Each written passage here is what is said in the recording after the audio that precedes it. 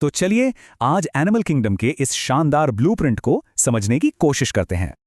लाखों प्रजातियां हैं, पर साइंटिस्ट इन्हें अलग अलग ग्रुप में रखते कैसे हैं? इसका कोई सिस्टम है क्या?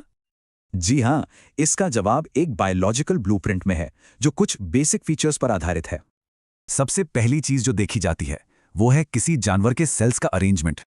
ये एक सीढ़ी की तरह है, सिंपल सेल से टिश्यू, फिर ऑर्गन और आखिर में ऑर्गन सिस्टम लेवल तक।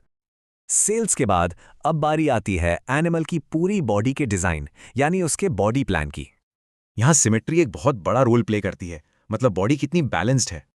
जैसे स्टारफिश में रेडियल सिमेट्री होती है और हम लोगों में बाइलैटरल। स्पंज तो ज्यादातर एसिमेट्रिकली होते हैं। चलिए अब और अंदर चलते हैं और शुरुआत करते हैं एम्ब्रायोनिक लेयर्स से। कुछ में 2 लेयर्स होती हैं तो कुछ में 3, और ये तीसरी लेयर मीजोडर्म बहुत जरूरी है। बॉडी के अंदर की ये कैविटी जिसे सीलोम कहते हैं, है या नहीं, ये एक और बड़ा फर्क पैदा करती है। जैसे कि फ्लैटवॉर्म्स में कोई बॉडी कैविटी होती ही नहीं है, इनका शरीर अंदर से एकदम ठोस होता है।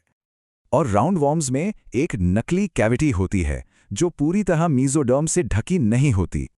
केंचुए से लेकर हम इंसानों तक सब में एक असली सीलोम मौजूद है, जिससे ऑर्गन्स अच्छे से डेवलप होते हैं। तो जब इन सभी फीचर्स को एक साथ मिलाते हैं तो हमें क्या मिलता है? एक पूरा नक्शा। ये देखिए, ये फ्लो चार्ट दिखाता है कि पूरा एनिमल किंगडम कैसे ऑर्गेनाइज्ड है। हर एक पॉइंट जानवरों को अलग अलग ग्रुप्स यानी फाइला में बांटता जाता है। और इसी सिस्टम से हमें एनिमल ट्री ऑफ लाइफ की मेन ब्रांचेस मिलती हैं। असल में ये सिर्फ एक लिस्ट नहीं है, बल्कि ये एवोल्यूशन की पूरी कहानी बताती है।